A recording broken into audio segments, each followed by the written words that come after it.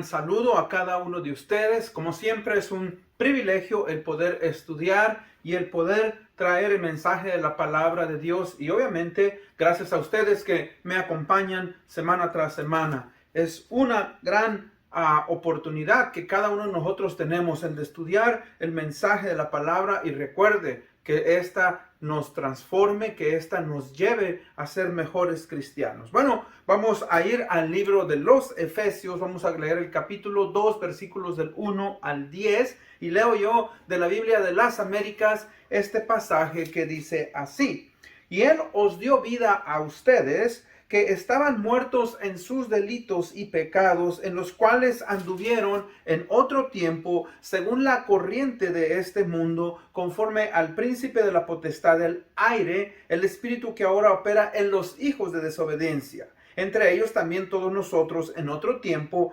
vivíamos en las pasiones de nuestra carne, satisfaciendo los deseos de la carne y de la mente, y éramos por naturaleza hijos de ira, lo mismo que los demás.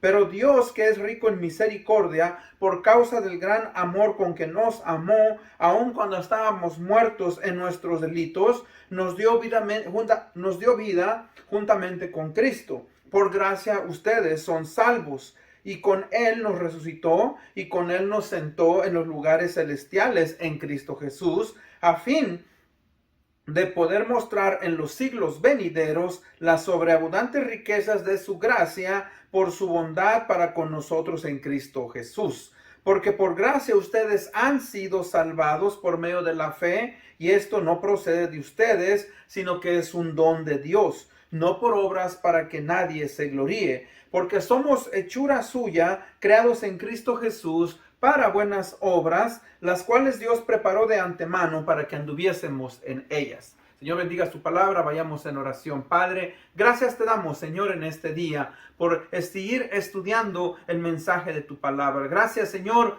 por hombres que se levantaron durante la Reforma, como Martín Lutero, como Juan Calvino, como John Knox y tantos, Señor, que anteriormente también dieron sus vidas para que, Padre, el Evangelio, la palabra de Dios pudiera, Señor, nuevamente venir al corazón del creyente y pudiera transformar nuestros corazones. Ayúdanos a nosotros recordar con agradecimiento, Padre, el regalo que tú nos has dado de la salvación a través de la gracia. Te amamos, te honramos. En Cristo Jesús pedimos esto. Amén.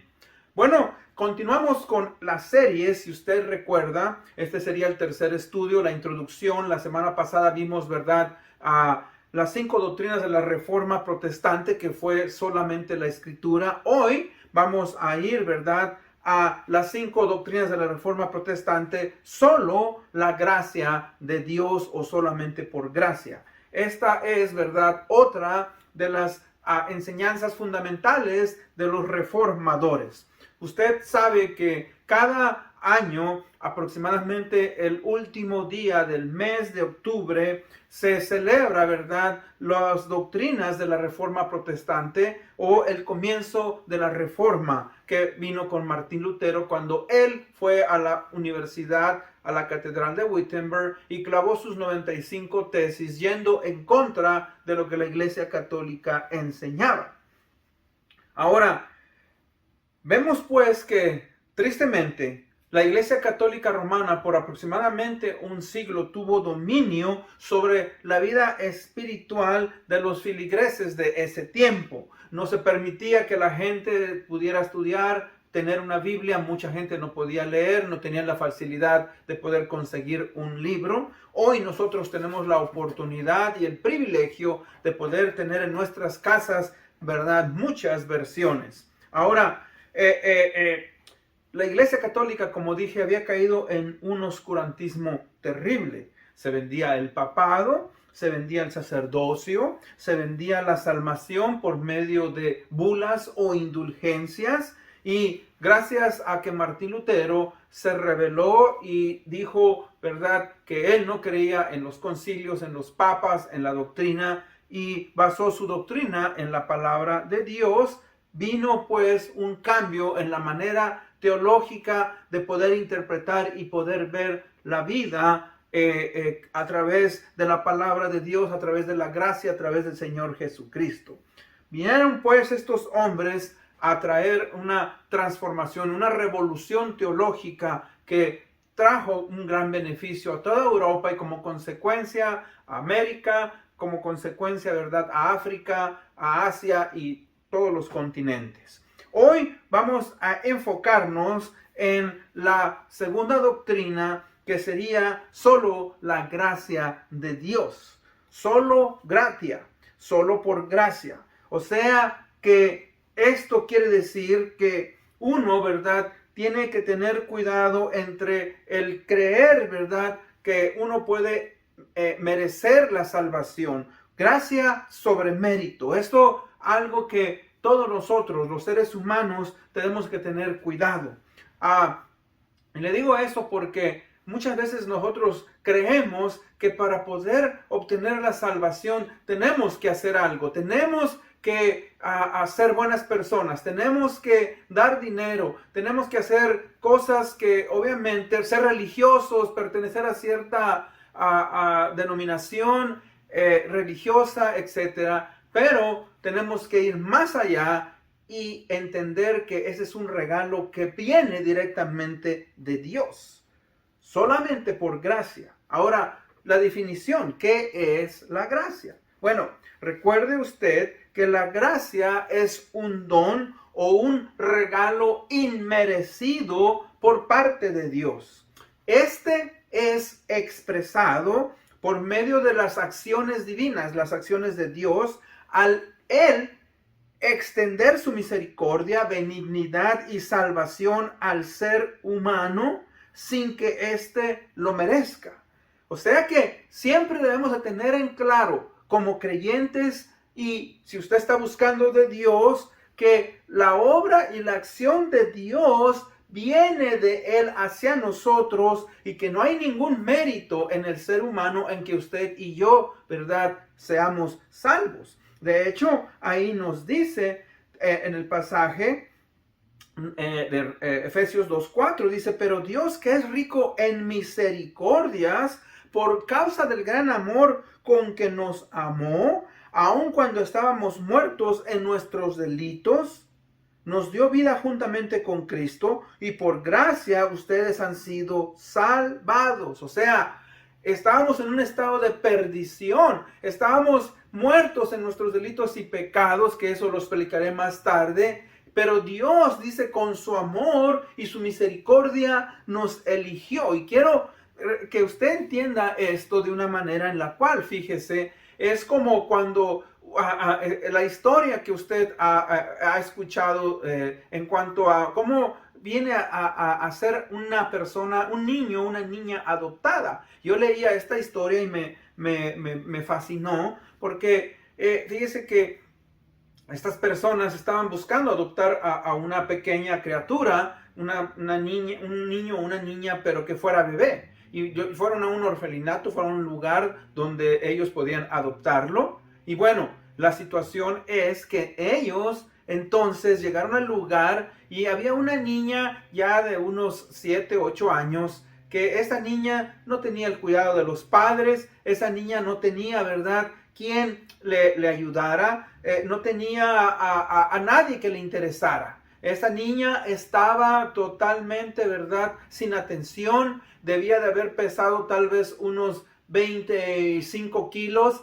y pesaba solamente como 12, la mitad. Estaba llena de piojos, o sea, a nadie le interesaba. Y cuando ella lo que ella hacía es que ella traía a las personas, a los bebés que iban a ser adoptados, y ellos le decían, tráeme este y tráeme aquel, y ella los traía y los cargaba. Esa era la manera en que ella funcionaba en esa casa hogar. El punto es que esta pareja vieron como 4 a 5 pequeños. Y después, ¿verdad?, dijeron, bueno, vamos a regresar mañana con la decisión. El día siguiente, ¿verdad?, ellos vinieron con una decisión con la encargada, la persona que estaba encargada, ¿verdad?, de dar en adopción. Y le dijeron, nosotros queremos adoptar a esta niña. Y ella les preguntó, pero ¿por qué ustedes quieren adoptar a esa niña? Habiendo tantos niños, ¿verdad?, que obviamente ustedes pueden llevarse y que están pequeñitos. Y él le dijeron precisamente por eso, dice, porque esta niña, ¿verdad?, tiene menos probabilidad de ser adoptada que todos los demás. De hecho, dice ella, tiene tiempo haciendo eso y nadie se fija en ella. Ahora, eso es lo que podemos definir como la gracia. O sea, esta niña no tenía ningún mérito, no tenía algo, ¿verdad?, que ella pudiera decir, elíjanme a mí como su hija.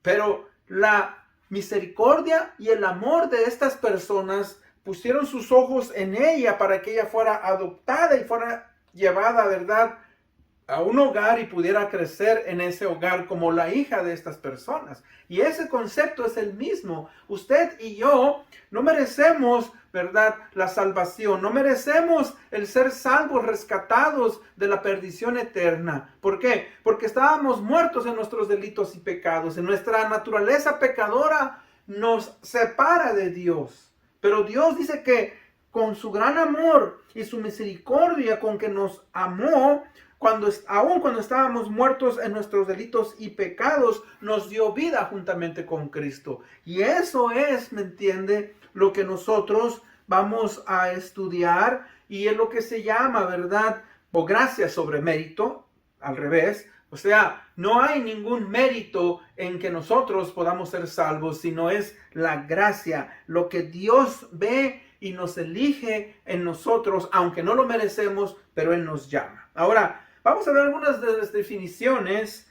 que usamos en cuanto a la gracia. Fíjese que la palabra gracia es muy importante. Por ejemplo, vamos caminando y vemos a un niño y nos llama la atención. Y decimos, qué niño tan gracioso. O sea, que este niño nos cae bien, nos produce simpatía.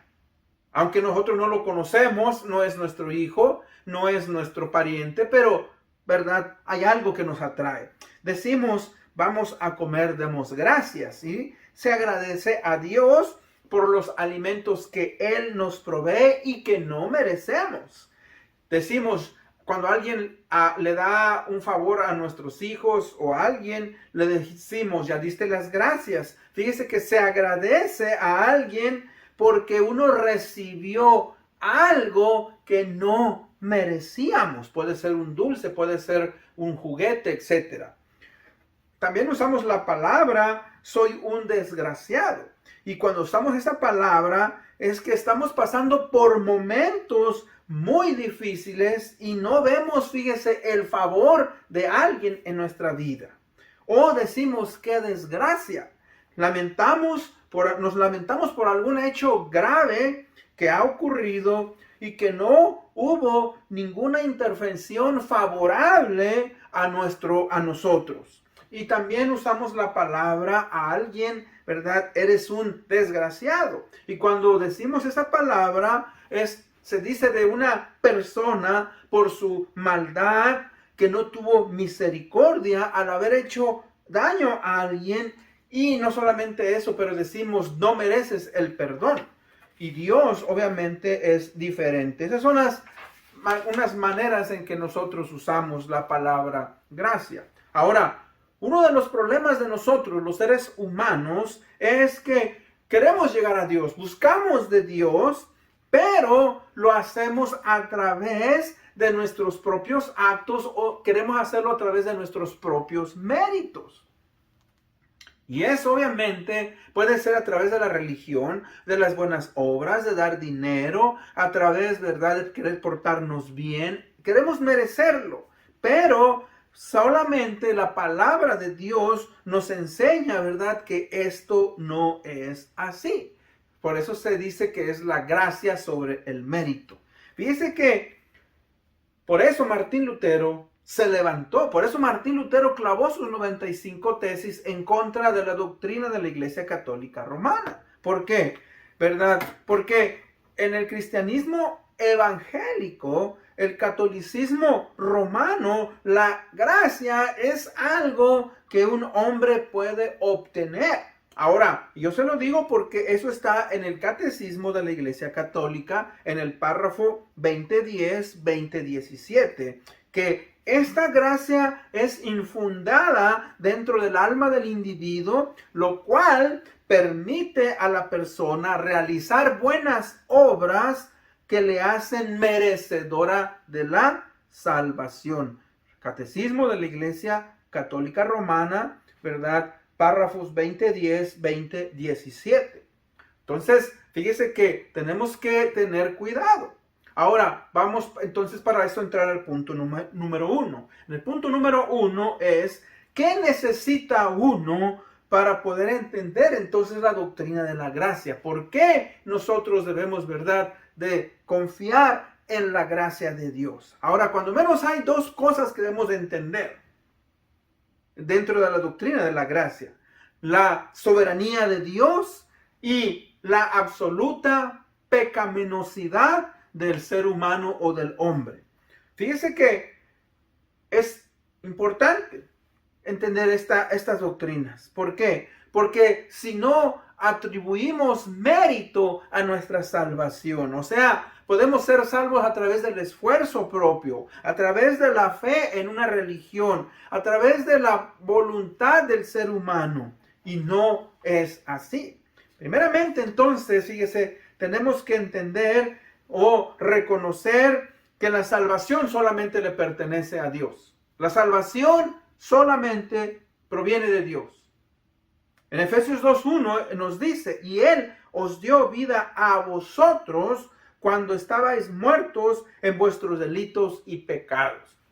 Entonces, fíjese que no es que usted quiso buscar de Dios. Ahora, hay gente que busca de Dios, pero lo hacemos a nuestra propia manera. Cuando dice aquí que Él nos dio vida cuando estábamos muertos en nuestros delitos y pecados, quiere decir que el pecado que existe en nosotros, ¿verdad? El pecado natural, el pecado, la naturaleza pecadora que cada individuo tiene, nos separa de Dios y no nos permite tener una relación con Él. Entonces fíjese que no hay un muerto, no una persona, un individuo que ha muerto, está separado de su cuerpo, su alma está separada de su cuerpo y el cuerpo está inerte. No hay nada que este individuo, que esta persona pueda hacer. No hay nada. Usted puede platicar, puede hablarle, usted puede, ¿verdad?, ofrecerle algo de comer, puede querer hacer alguna actividad con pero esta persona no va a participar con usted porque su alma se ha separado de su cuerpo y no hay responso. Y es lo mismo, la muerte espiritual que el ser humano tiene para con Dios, el pecado nos separa, no nos permite acercarnos a Dios de la manera que Él quiere. Fíjese que tenemos que entender que es Dios quien nos elige y no nosotros a Él. O sea, la gracia viene de Dios hacia el pecador. En Juan 15:16, la primera parte dice a sus discípulos, no me elegisteis vosotros a mí, sino que yo os elegí a vosotros. Fíjese cómo aquí nos habla de la misma manera que es Dios quien elige al pecador. Es Dios, ¿verdad?, quien tiene misericordia de nosotros y nos llama. Eso se llama gracia irresistible. Fíjese que también nos habla de que Él nos escogió desde antes de la fundación del mundo. Ya Dios en su conocimiento previo sabía, ¿verdad?, de nosotros y Él nos iba a llamar. Esa es una doctrina a veces un poquito difícil de entender, pero fíjese lo que dice Efesios 1:4. Dice, según nos escogió en Él antes de la fundación del mundo, para que fuésemos santos y sin mancha delante de Él. O sea, Dios ya tenía planes para cada individuo, sobre todo aquellos que iban a ser salvos,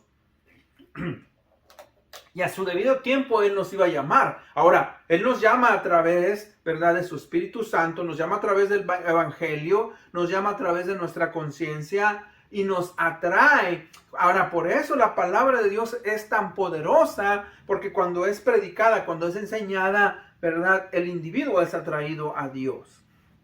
Ahora, recuerde otra cosa, la salvación no depende de qué tanto uno sea religioso, qué tanto usted sea bueno, qué tanto usted sea moral, dadivoso, bien portado, sino que es de Dios quien tiene que misericordia. Leo yo en Romanos 9, 15 y 16, dice, pues a Moisés dice, tendré misericordia del que yo tenga misericordia, me compadeceré del que yo me compadezca. Así que no depende del que quiere ni del que corre, sino de Dios que tiene que misericordia. Entonces, es por demás que usted y yo seamos religiosos, seamos buenas gentes, demos dinero y nos esforcemos, porque dice que es la misericordia de Dios. Ahora, no es malo tener buenas obras, pero las obras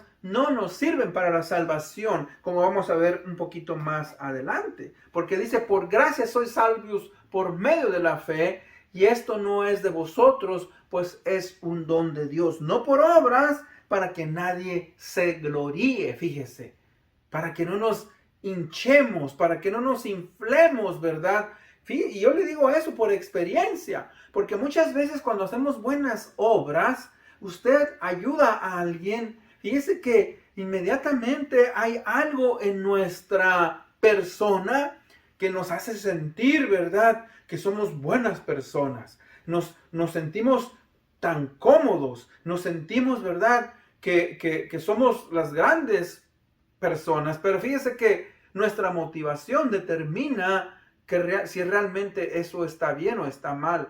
No es malo hacer buenas obras, pero esas obras, si las vamos a hacer, son para honrar y glorificar a nuestro Señor Jesucristo y no para que nosotros nos sintamos bien. Por eso, pues, estas doctrinas son totalmente importantes y centradas en Dios y su palabra. Es el único medio por medio del cual una persona puede percibir a Dios. Podemos darnos cuenta de la grandeza de Dios y podemos nosotros, ¿verdad?, entender eso. Ahora, hablé que también es necesario entender que nuestra naturaleza pecadora se opone a lo que Dios quiere.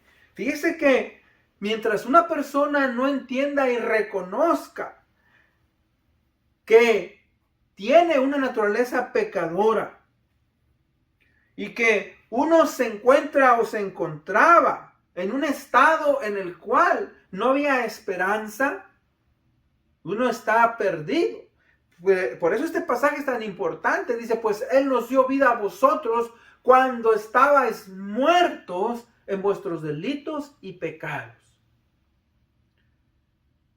O sea que, como dije anteriormente, la persona que está en un estado de muerte espiritual no puede percibir a Dios como Dios quiere que le perciba, y para eso vamos a ir al segundo punto. En el segundo punto, ¿verdad?, es ¿qué significa que el hombre nació en un estado de pecado y que está separado de Dios? Vamos a ver eso. ¿Qué significa que el hombre nació en un estado de pecado y que está separado de Dios?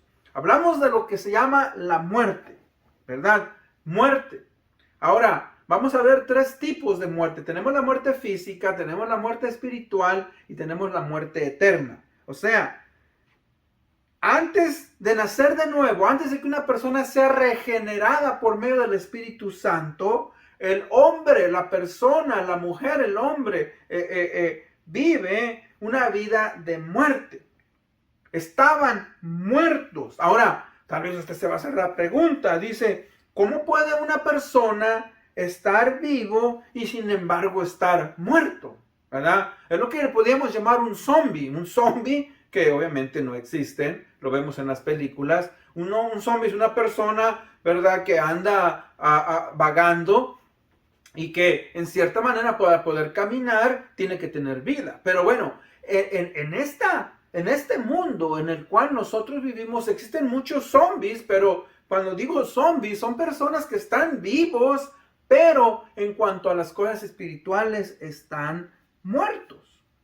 Para responder a esta pregunta, vamos a ver qué es lo que significa la muerte. O sea, fíjese que el significado básico de lo que es la muerte, en griego necros, necromancia o necros, es separación. Eso es. Cuando una persona está muerta es que hay separación. Fíjese que la muerte no significa extinción, la muerte no significa aniquilación o inexistencia, o sea que una persona deja de existir. No, la muerte significa que una persona está separada y obviamente por medio del pecado. En este caso, una persona puede estar separada de su cuerpo, puede estar separada de Dios o puede estar separada de ambos, tanto de su cuerpo como de Dios. Este teólogo H.A.S. Miller dijo lo siguiente: la muerte es la separación de una persona del propósito o uso para el cual fue destinada. O sea, el hombre, el ser humano, fue creado para poder tener una relación con Dios, para poder conocer y tener una comunión y poder adorar, poder glorificar y poder servir a su Dios. Pero como el hombre pecó y el pecado, ¿verdad?, nos separa de Dios, el hombre perdió su propósito. O sea que si ahora un individuo, una persona adora, esta persona, fíjese, adora conforme a sus propias ideas, conforme a sus propios conceptos que él tiene de Dios. Ahora, todas las personas crean un Dios, ahora de un Dios, ¿verdad?, pequeño, que se adapte a sus propias, ¿qué?, nociones, a sus propios pensamientos. Fíjese que un Dios que le permite seguir viviendo conforme Él lo desea. Y fíjese que ese es un problema grave. O sea, muchas personas dicen, sí, yo creo en Dios, pero creo a mi manera. Yo hago las cosas que yo quiero a mi manera. Y eso es serio. Por eso Dios, como dije la semana pasada, ¿verdad?, en cuanto a solamente la escritura. Por eso Dios nos dio su palabra, la Biblia, para que al nosotros leerla, para que al nosotros entenderla, podamos, ¿verdad?, saber qué es lo que Dios quiere de nosotros. ¿Por qué nosotros, si no estamos en Cristo, estamos separados y estamos viviendo una vida conforme a nuestra voluntad y no a la voluntad de Dios? A causa del pecado, entonces, fíjese, a causa del pecado original que fue transmitido por Adán y Eva a toda la raza humana, el ser humano, el hombre, ya no cumple con su propósito principal en esta tierra. O sea, el propósito original por el cual una persona fue creada es roto. Después de la caída de Adán y Eva, este propósito ya se ha perdido, no tiene que ver ya nada con Dios. Por eso es que el individuo, la persona, está muerto y está separado de Dios. Y la Biblia nos habla de 3 muertes. Primeramente, recuerde, la muerte física. La muerte física es la separación del espíritu y del alma en una persona de su cuerpo. O sea, cuando alguien muere, su alma, su espíritu son separados del cuerpo. El individuo, la materia está inerte, ya no responde. Es lo que nosotros los seres humanos llamamos comúnmente a muerte, ¿verdad? Una persona ya no tiene contacto con este mundo físico y ahora es enterrada, es sepultada, es cremada, etcétera, etcétera. Después tenemos la muerte espiritual. Ahora, la muerte espiritual es la separación de un hombre, ¿verdad?, de un individuo de Dios, mientras todavía está vivo y camina en esta tierra. O sea que es el estado natural de una persona sin tener una relación con Dios, con Jesucristo. El hombre, fíjese, es visto como todavía en sus pecados y está muerto hacia las cosas de Dios. O sea que una persona puede caminar en la vida sin Dios y sin Cristo, rechazando, rebelándose, maldiciendo a Dios.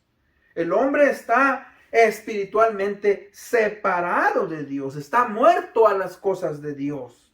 Una persona puede caminar en la vida como una persona, fíjese, religiosa, adorando a un Dios conforme a sus propios pensamientos, conforme a su propio conocimiento, y rechaza al único Dios vivo verdadero que fue revelado a través de Jesucristo. La persona, aunque sea religiosa, está espiritualmente separada de Dios, está muerto para Dios. Por eso la muerte espiritual nos habla de que una persona, a pesar de que está vivo físicamente, está muerto para Dios en cuanto a las cosas espirituales. Y luego tenemos la muerte eterna. La muerte eterna es la separación eterna de las almas de los hombres que no tienen a Dios por toda la eternidad. Esta es la última etapa de la muerte, o sea, es la separación completa de un individuo para con Dios. Y leo yo en Apocalipsis 20, 14 y 15, dice, y la muerte y el Hades fueron lanzados al lago de fuego. Esta es la muerte segunda. Y el que no se encontraba inscrito en el libro de la vida fue arrojado al lago de fuego, que es la muerte segunda, la muerte espiritual, la muerte eterna, estar eternamente separado de Dios. Ahora, ¿qué podemos entonces nosotros, punto número 3, qué podemos hacer? ¿Cómo podemos responder ante esta realidad? Bueno, primeramente, por eso cuando dice, porque ustedes han sido salvados por medio de la fe, y esto no procede de ustedes, sino que es un don de Dios, no por obras, para que nadie se gloríe, ¿verdad? Está hablando que por gracia ustedes han sido salvados. O sea, hay que responder reconociendo nuestra necesidad de Dios. Señor, soy un pecador, soy una pecadora. Claro que no he matado, claro que no soy un drogadicto o un borracho, no soy un asesino, ¿verdad? Pero hay desobediencia, hay idolatría, hay muchas cosas que nosotros no percibimos en nuestras personas y que tenemos que aprender, ¿verdad?, a reconocerlas. Reconocer que nuestro estado de pecado nos separa de Dios, nuestra rebeldía, nuestra desobediencia, nuestra ira, nuestra manera en la cual respondemos a las cosas espirituales. Ahora, debemos de hacerlo por medio de la fe puesta en el Señor Jesucristo. Por eso Juan 3:16 nos dice, porque de tal manera amó Dios al mundo que ha dado a su Hijo unigénito, para que todo aquel que en él crea no se pierda, mas tenga ¿qué? Vida eterna. La fe puesta en Cristo Jesús. Cristo vino y murió en la cruz del Calvario para que usted y yo pudiéramos ser salvos, para que usted y yo pudiéramos a través de la gracia, ¿verdad?, ser reconciliados con Dios.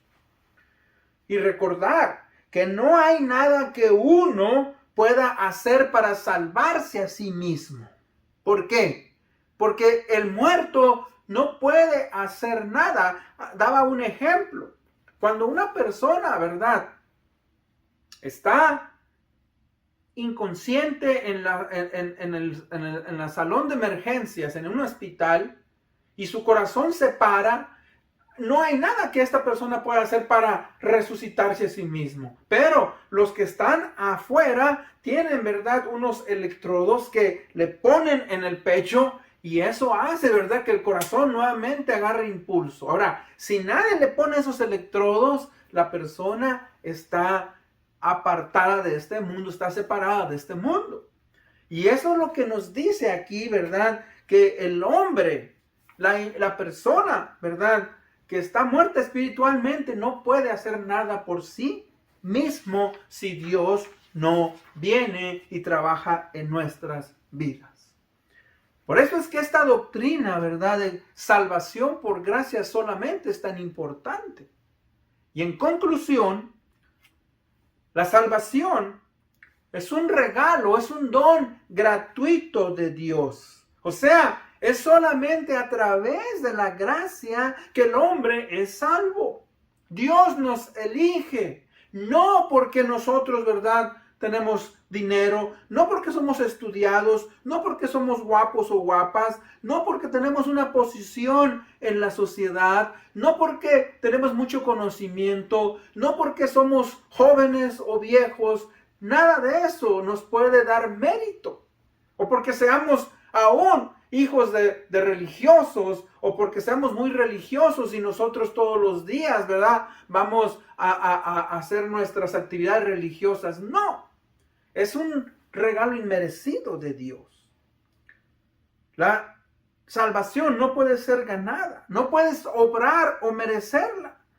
Todo lo que el hombre puede hacer es aceptar el hecho de que Dios dice que Él nos ama y que tiene misericordia de nosotros y que gracias, ¿verdad?, a su gran amor nos da ese privilegio si tan solo nosotros nos arrepentimos y confesamos por medio de la fe en Cristo, ¿verdad?, nuestro estado de pecado. Recuerde, no hay nada que uno mismo pueda hacer para obtener la salvación de la condenación eterna. Solo Dios, por medio de su Hijo Jesucristo, nos puede dar ese privilegio de recibir la vida eterna a través, ¿verdad?, de la transformación y la renovación del Espíritu Santo en nuestras vidas. Las obras no nos pueden salvar, pero sí vienen como resultado de nuestra fe. Y eso es lo que nos dice en el pasaje. Dice, porque somos hechuras suyas, en 2:10, somos hechuras suyas, creados en Cristo Jesús para hacer buenas obras, las cuales Dios preparó de antemano para que anduviésemos en ellas. O sea, el resultado de nuestras buenas obras viene porque confiamos en Dios, pero sabemos que esas obras no nos ayudan para que usted y yo podamos ser salvos. Con eso en mente, vamos a orar. Padre, gracias te damos, porque tú nos amas, tú nos guardas, porque tú eres bueno, porque nos has escogido sin merecerlo. No hay, Señor, nada que yo pueda hacer para poder recibir y merecer, Señor, tu salvación. Tú me has dado vida eterna en Cristo Jesús a través de la regeneración del Espíritu Santo. Gracias por ello. En Cristo Jesús pedimos esto. Amén. Una vez más, les agradezco que me hayan acompañado. Nos vemos hasta la próxima.